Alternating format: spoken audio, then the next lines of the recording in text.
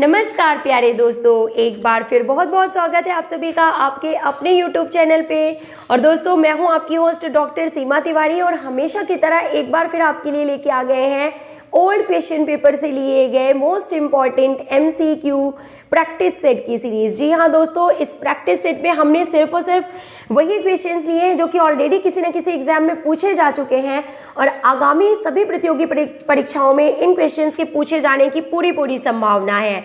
तो आप हमारे साथ इन क्वेश्चंस को सॉल्व करते चलिए और अपना स्कोर हमें कमेंट बॉक्स में लिख के जरूर बताइएगा दोस्तों, क्योंकि बहुत ही जल्द आपको पता है कि यूपी TGT, HTET और हरियाणा TGT के एग्जाम्स होने वाले हैं। तो अगर आप किसी भी कॉम्पिटिटिव एग्जाम की प्रिपरेशन कर रहे हैं तो हमारे चैनल पे अपलोड प्लेलिस्ट में जाके ओल्ड वीडियोस को जरूर देखें दोस्तों, पूरा देखा करें ताकि आपको इन इम्पॉर्टेंट क्वेश्चंस का जो है आइडिया लग सके कि ऐसे ही क्वेश्चंस एग्जाम में पूछे जाते हैं और आप इस हिसाब से तैयारी कर सकिए कि किस टॉपिक से ज़्यादा क्वेश्चन पूछे जाते हैं, आपको क्या बन रहा है क्या नहीं बन रहा है, कौन सा टॉपिक आपका तैयार है कौन सा नहीं तैयार है। तो इन सभी चीज़ों का इवेल्युएशन आप इस प्रैक्टिस सेट से कर सकते हैं। So let's start with question number 1 and it is asking that लाल रक्त कोशिकाओं का उत्पादन कहाँ पर होता है। और सभी को पता है दोस्तों कि अस्थि मज्जा यानी कि बोन मैरो में रेड ब्लड सेल्स का प्रोडक्शन यानी कि उत्पादन होता है। नेक्स्ट क्वेश्चन, 1 ग्राम प्रोटीन में कितनी कैलोरी ऊर्जा होती है। Option number C is correct here, 4.0 calorie ऊर्जा हमें प्राप्त होती है 1 ग्राम प्रोटीन के मॉलिक्यूल से। और इसी तरह देखिए 1 ग्राम कार्बोहाइड्रेट के लिए पूछा जाए तो उससे भी हमें 4.0 कैलोरी ऊर्जा प्राप्त होती है। लेकिन अगर पूछा जाए कि 1 ग्राम फैट के मॉलिक्यूल से हमें कितनी कैलोरी ऊर्जा प्राप्त होती है तो 9.1 kcal calorie is correct answer. Next question is asking आसन किस प्रकार के योग के अंतर्गत आते हैं। Option number A is correct here, देखिए हठ योग के अंतर्गत आते हैं। ये राजस्थान ग्रेड 3 में लास्ट टाइम पूछा गया क्वेश्चन है 2018 में। और दोस्तों इस क्वेश्चन के अलग अलग आंसर अलग अलग बुक्स में मिलते हैं, तो आप भी इस क्वेश्चन का आंसर हमें कमेंट बॉक्स में लिख के जरूर बताइएगा। कई जगह इसका आंसर जो है वो कर्म योग भी मिलता है। नेक्स्ट क्वेश्चन देखिए कि शवासन के लाभ हैं, तो क्या लाभ होते हैं शवासन के। Option number B is correct here, यह शिथिलता प्रदान करता है। ओके, यह शवासन के लाभ यह है कि यह शिथिलता प्रदान करता है और सभी आसनों के अंत में जो किया जाता है मेनली वो शवासन है और ब्लड प्रेशर जैसे डिसीजेस के लिए बहुत ही हेल्पफुल है। नेक्स्ट निम्नलिखित में से प्राणायाम कौन सा नहीं है। Option number C is correct here, कुंजल जो है वो प्राणायाम में नहीं आता। इसके अलावा देखिए कपालभाति, अनुलोम विलोम एवं उज्जयी जो है उज्जाई ये प्राणायाम में शामिल किए जाते हैं। नेक्स्ट क्वेश्चन, एक कुशल प्रशिक्षण का संबंध निम्नलिखित में से किससे है। Option number C is correct here, त्रुटि ढूंढना तथा सुधार करना एक अच्छे ट्रेनिंग पीरियड का मेन लक्ष्य होता है। जो एक ट्रेनिंग पीरियड का जो संबंध होता है वो किससे होता है, गलतियों को ढूंढना और सुधार करना और परफॉर्मेंस को जो है अच्छा बनाना, यही लक्ष्य होता है एक ट्रेनिंग का। नेक्स्ट, लंबी कूद में किस प्रकार की ताकत का प्रयोग होता है। Option number A is correct here, विस्फोटक शक्ति यानी कि ताकत की जरूरत होती है लंबी कूद में। आप सभी को पता है दोस्तों पाठ योजना की भाषा होनी चाहिए, तो कैसे होनी चाहिए, लेसन प्लान की भाषा। Correct answer is option number C, बहुत ही विधि पूर्वक और संबंधित होनी चाहिए, यानी कि सिंपल और विधि पूर्वक और साथ ही साथ रिलेटेड होनी चाहिए। जो भी आपका टॉपिक है, जो भी आप बताने जा रहे हैं, जो भी आपने टॉपिक चूज किया है पढ़ाने के लिए या बच्चों को सिखाने के लिए, जो स्किल आप बताना चाहते हैं उससे पूरी तरह से संबंधित होनी चाहिए लेसन प्लान की भाषा, तभी वो एक इफेक्टिव लेसन प्लान होगा और आपकी क्लास को भी उतना ही इफेक्टिव बनाएगा। ओलंपिक खेलों को एकमात्र उद्देश्य के साथ पुनर्जीवित किया गया। और बात की जा रही है कि जब प्राचीन जो ओलंपिक थे वो बंद कर दिए गए थे और फिर आधुनिक ओलंपिक खेल जो है फिर से स्टार्ट किए गए 1896 में बैरन पियरे दी कुबर्टिन जी के द्वारा। तो फिर इनको एकमात्र उद्देश्य से किस उद्देश्य से इन्हें फिर से एक बार पुनर्जीवित किया गया दोस्तों।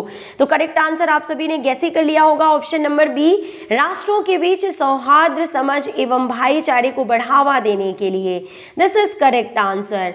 The next question is asking that ग्रीष्म ओलंपिक 2000 के खेल का आयोजन कहां पर किया गया था।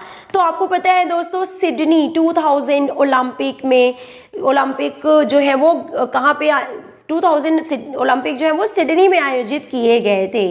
बात की जा रही है 2000 सिडनी ऑस्ट्रेलिया ओलंपिक की। ओके, नेक्स्ट क्वेश्चन देखिए कि पेले एक प्रसिद्ध खिलाड़ी था, किसका?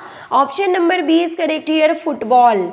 नेक्स्ट, प्रथम श्रेणी का उत्तोलक क्या बढ़ाने के योग्य होता है, यानी कि सबसे ज्यादा किस चीज के लिए हेल्पफुल होता है? Class first liver. Option number D is correct here, बल तथा गति दोनों को बढ़ाने में फर्स्ट श्रेणी लिवर का यूज किया जाता है। पहले ही हमने आपको बता दिया है, first class liver, second class liver एवं थर्ड क्लास लिवर, 3 टाइप्स के लिवर पाए जाते हैं। गति के तीसरे नियम को ऐसे भी जाना जाता है। तो गति के तीसरे नियम को क्रिया और प्रतिक्रिया के नियम से law of action and reaction के रूप में जाना जाता है, जो कि न्यूटन के द्वारा प्रतिपादित किए गए थे। गति के 3 नियम, पहला नियम है जड़त्व का नियम, लॉ ऑफ इनर्शिया, दूसरा नियम है लॉ ऑफ एक्सीलरेशन, त्वरण का नियम, और तीसरा नियम है क्रिया और प्रतिक्रिया का नियम। तो दोस्तों, आप रिलेटेड क्वेश्चंस को भी साथ साथ पढ़ते चला कीजिए। सिर्फ और सिर्फ जो क्वेश्चन पूछा गया था लास्ट टाइम वही रिपीट नहीं होता, उससे जो रिलेटेड और भी क्वेश्चंस बन सकते हैं वो भी आपको तैयार करते हुए चलना है। नेक्स्ट, प्राचीन ग्रीस में तीरंदाजी शिक्षक को किस नाम से जाना जाता था? तो option number D is correct here, टोक्स्टोस के रूप में इन्हें जाना जाता था।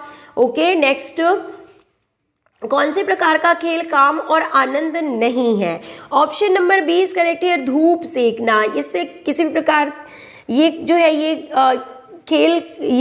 ये खेल और आनंद में नहीं आता, यानी कि ये एक प्रकार का खेल नहीं है। कौन से प्रकार का जो खेल है वो काम और आनंद में नहीं आता, तो ये जो है एग्जाम्पल ये सही है यहाँ पे। नेक्स्ट क्वेश्चन इज आस्किंग, कोशिका में ऊर्जा उत्पादन यानी कि एनर्जी प्रोडक्शन का सक्रिय स्थान कौन सा है? तो कौन सा सेल ऑर्गेनेल है जो कि ऊर्जा उत्पादन में महत्वपूर्ण भूमिका निभाता है या ऊर्जा उत्पादन के लिए जाना जाता है? तो mitochondria, power house of the cell के रूप में इसे जाना जाता है। निम्नलिखित में से कौन सा आसन अधोमुख स्थिति यानी कि प्रोलाइन अवस्था में किया जाता है? Option number B is correct here. दोस्तों, ये सभी क्वेश्चंस ऑलरेडी आपको किसी न किसी कॉम्पिटिटिव एग्जाम में पूछे जा चुके हैं और आगामी प्रतियोगी परीक्षाओं में भी ऐसे ही क्वेश्चंस आएंगे, तो आप हमारे प्रैक्टिस सेट को पूरा सॉल्व जरूर किया कीजिए। निम्नलिखित में से एक अच्छे नेता के गुण कौन से नहीं है? सबसे पहले तो आप देखिए कि कौन से नहीं है। ऑप्शन नंबर डी, वह एक अनन्य शासक होना चाहिए, ये एक अच्छे नेता के गुण नहीं होते। इसके अलावा देखिए कि एक अच्छे नेता के जो गुण है वो है कि वो ज्ञानवर्धक होना चाहिए, उसका अच्छा व्यक्तित्व होना चाहिए, वह एक अच्छा व्यवस्थापक तथा प्रबंधकर्ता होना चाहिए। नेक्स्ट क्वेश्चन, योग आसनों द्वारा निम्नलिखित शारीरिक स्वास्थ्य का कौन सा घटक अच्छा विकसित किया जा सकता है? तो लचीलापन यानी फ्लेक्सिबिलिटी। ड्रिबलिंग शब्द का प्रयोग किस खेल में किया जाता है? Option number D is correct here, basketball से इसका संबंध है। फुटबॉल से संबंधित टर्मिनोलॉजी कौन सी है? Option number D, free kick. Games and sports से रिलेटेड टर्मिनोलॉजीज जो है, यानी कि जो शब्द उनसे संबंधित हैं, जो स्किल्स उनसे संबंधित हैं, उनसे रिलेटेड 3 to 4 क्वेश्चन दोस्तों आपको एग्जाम्स में देखने के लिए मिलते हैं, तो इनको भी आप बहुत अच्छे से तैयार करिए। एक स्वस्थ व्यक्ति का सामान्य रक्तचाप कितना होता है? Option number B is correct here, 120/80। और ये भी पूछा जा सकता है कि 120 जो है वो कौन सा है? तो सिस्टोलिक ब्लड प्रेशर, और 80 जो है वो कौन सा है? तो डायस्टोलिक ब्लड प्रेशर। ब्राइट्स रोग शरीर के किस भाग को प्रभावित करता है? Option number B is correct here, spleen. जी हाँ दोस्तों, ब्राइट्स डिसीज से मनुष्य की स्प्लीन प्रभावित होती है। एंड नील शिशु रोग मनुष्य के हृदय को प्रभावित करता है, जबकि देखिए जिसकी बात की गई है यहाँ पे, तो ये कौन सा है कि ये स्प्लीन को प्रभावित करता है, ब्राइट्स डिसीज जो है। देन हिस्टीरिया रोग सामान्यतः किस वर्ग में आता है? हिस्टीरिया यानी वातोत्पाद की बात यहाँ पे की जा रही है, तो किस कैटेगरी में इसे शामिल किया जाता है? ऑप्शन नंबर सी, एडल्ट्स जो फीमेल्स होती हैं उनमें ये प्रॉब्लम होती है। ओके, नेक्स्ट क्वेश्चन देखिए, पोलियो के टीके की खोज किसने की थी? Option number 20 correct here, John Salk ने 1954 में पोलियो के टीके की खोज की थी। ओके, और अलेक्जेंडर फ्लेमिंग ने 1929 ईस्वी में पेनिसिलिन की खोज की थी, ये भी आपको पता होना चाहिए दोस्तों। मानव शरीर में रक्त का थक्का किस विटामिन से जमता है? तो विटामिन के के कारण ही रक्त का थक्का जम जाता है जब कभी ब्लीडिंग होती है तो, और एक्स्ट्रा जो ब्लड है वो हमारे शरीर से नहीं निकलता है। Okay, let's move to next question. मानव शरीर में पाचन का अधिकांश भाग किस अंग में संपन्न होता है? Option number C is correct here, small intestine में। सभी को पता है दोस्तों कि जो भी हम फूड लेते हैं वो कॉम्प्लेक्स फूड मटेरियल होता है और उसे सिंपल पार्ट्स में तोड़ने की प्रोसेस को ही डाइजेशन यानी कि पाचन के रूप में जाना जाता है, और कार्बोहाइड्रेट शुगर मॉलिक्यूल्स में टूट जाते हैं, जो प्रोटीन है वो अमाइनो एसिड में, और फैट जो है वो फैटी एसिड में टूट जाते हैं छोटी आंत में। तो this is correct answer. Next, चीन का राष्ट्रीय खेल कौन सा है? तो option number D is correct here, table tennis. Next, golf में खिलाड़ियों की संख्या कितनी होती है? Option number C is correct, option number D is correct here, कई व्यक्ति एक साथ खेलते हैं इसमें गोल्फ में। तो आप पर्टिकुलर खिलाड़ियों की संख्या अगर पूछी जा रही है तो ऐसा नहीं बता सकते हैं। किस द्रव के एकत्रित होने पर मांसपेशियां थकान का अनुभव करने लगती हैं? तो लैक्टिक एसिड। जब भी हम कोई वर्कआउट करते हैं, फिजिकल एक्सरसाइज करते हैं, या जो लोग काफ़ी दिनों बाद वर्कआउट करते हैं तो उनमें क्या होता है कि मसल्स में लैक्टिक एसिड जमा हो जाता है, जिसकी वजह से थकान का अनुभव होता है। और काफ़ी देर तक एक्सरसाइज करने से भी मसल्स को ऑक्सीजन की सप्लाई नहीं हो पाती है, और ऑक्सीजन की एब्सेंस में या कमी में जो है लैक्टिक एसिड बन जाता है। साधारण मानव में गुणसूत्र कितने होते हैं? तो 46 यानी कि 23 पेयर्स क्रोमोसोम्स पाए जाते हैं साधारण मनुष्य में, जिसमें से 22 पेयर्स जो होते हैं वो ऑटोसोम्स होते हैं, और 1 पेयर जो होता है वो 6 क्रोमोसोम्स होते हैं। Okay, let's move to next question. Brain की बीमारी को पहचाना जाता है किसके द्वारा? Option number A is correct here, EEG के द्वारा ब्रेन की बीमारी को पहचाना जा सकता है। भारत में दूसरी बार एशियाई खेल कौन से वर्ष में कराए गए थे? तो नंबर 1 देखिए कि पहली बार भारत में एशियन गेम्स का आयोजन 1951 फर्स्ट एशियन गेम्स का आयोजन किया गया था, और सेकेंड टाइम देखिए 1982 में दूसरी बार न्यू दिल्ली में भारत में एशियन गेम्स का आयोजन किया गया था। ओके फ्रेंड्स, तो ये आपको पता है। आप कमेंट बॉक्स में लिख के बताइएगा कि 1982 में जो एशियन गेम्स हमारे भारत देश में दूसरी बार आयोजित किए गए थे तो वो कौन सा एडिशन था एशियन गेम्स का। सफेद रक्त कणिकाओं का मुख्य कार्य क्या होता है? तो रोग प्रतिरोधक क्षमता प्रोवाइड करती हैं, इम्यूनिटी को बढ़ाती हैं और डिसीजेस से बचाती हैं, white blood corpses. Vitamin D का मुख्य स्रोत क्या होता है? तो सूर्य की किरणों से हमें विटामिन डी प्राप्त होता है। एड्स का कारण निम्न में से क्या है? तो वायरस HIV यानी कि human immunodeficiency virus is correct answer, जो कि एड्स फैलाता है। और एड्स का फुल फॉर्म भी एग्जाम में कई बार पूछा जा चुका है, AIDS यानी कि acquired immunodeficiency syndrome is correct answer. Insulin एक प्रकार का क्या है? तो ये हार्मोन है जो कि पैंक्रियाज ग्लैंड से सिक्रीट होता है, और ये डायबिटीज़ को यानी कि ब्लड शुगर लेवल को हमारे शरीर में कंट्रोल करता है। खेल शरीर के लिए आवश्यक है क्योंकि option number D is correct here, सभी, यानी कि इससे शरीर का विकास होता है, इससे मानसिक शांति प्रदान होती है और इससे सहन शक्ति बढ़ती है। तो उपरोक्त सभी के लिए जो है खेल की आवश्यकता होती है। Let's move to next question and it is asking that Naidu trophy का संबंध किस खेल से है? दोस्तों बहुत ही इंपॉर्टेंट क्वेश्चन है, सभी ने करेक्ट आंसर गेस ही कर लिया होगा, शतरंज से नायडू ट्रॉफी का संबंध है। नेक्स्ट, भारत की तरफ से एक दिवसीय क्रिकेट में किसने सबसे अधिक शतक लगाए हैं? तो नन अदर वन, यानी कि कोई दूसरा नहीं बल्कि सचिन तेंदुलकर। जी हाँ दोस्तों, सचिन तेंदुलकर ही वो महान पर्सनालिटी हैं जिन्होंने एक दिवसीय क्रिकेट में सबसे अधिक शतक लगाए हैं भारत की ओर से। किसके नेतृत्व में भारत ने वर्ल्ड कप 2011 का विश्व कप जीता था?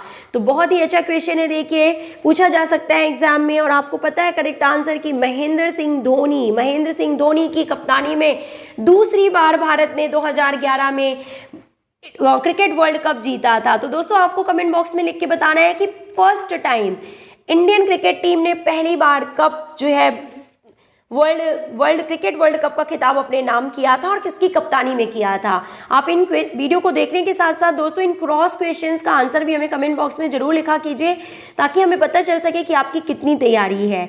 डीएनए में उपलब्ध कौन सा यौगिक एमिनो एसिड नहीं बनाता? Option number B is correct here, tyrosine is correct answer. देखिए next question, last question of the series, जो कि होमवर्क क्वेश्चन भी है।